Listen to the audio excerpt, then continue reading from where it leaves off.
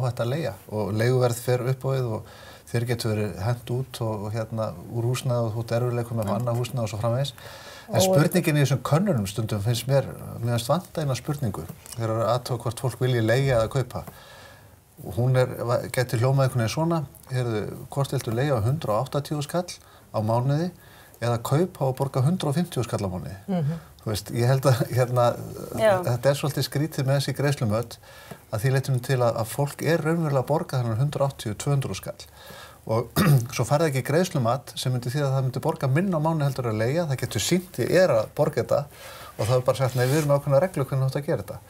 Og það svona þessi stóri bróðir sem þá að segja okkur fyrir verkum og þetta betra að vera? Ég veit það ekki. Þegar maður var sjálfur ungur þá fekk maður ákveðið lánshlutfall, það var lægra heldur en að veit þetta. Lægra, síðan. Svo var maður í þessu víxlabransa og svo framvegis, en þá líka fór maður svolítið út í það að vera með langtímaláni og svo fjármagnaði sig líka með stutturlánum og þar með fór maður gegnum einhvern skafl og þar með var komið ákveðið mikið eigið fé í íbúðina sem maður hefur svolítið byggt á síðan inn í framtíðina. Alveg síðan þá. Alveg síðan þá, sko. Já, og það einmitt svolítið gott að taka þetta með sko leiguna og greiðslumatið. Þú veist, það eru svo margir í þessari stöðu að borga jafnvel hærra í leigu. Hvernig?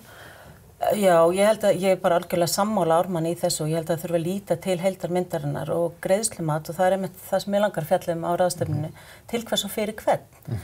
Greiðslumat á að vera fyrst og fremst til hagsbóta fyrir neytandann til að hann geti sest niður og lagt fyrir sig hvað ég að eyða, hvað treysti ég mig til að borga í afborganir á mánuði, hvað hef ég til ráðstöfunar og það eru í núverandi neytendalánalöggjöf þá eru umfangsmiklar heimildir til að veita undanþágur þegar fólk getur sýnt fram á að það sé ekki að nota, það sé ekki með bíl, það sé noti minna í einhverja ákveðna þætti heldur en neyslu viðmið segja til Þannig að það líka spurning hvort að bankarnir og lánveitendur sé að nota regluverkið til þess að sía út lánveitendur frekar en lántakendur frekar heldur en að hjálpa þeim að nýta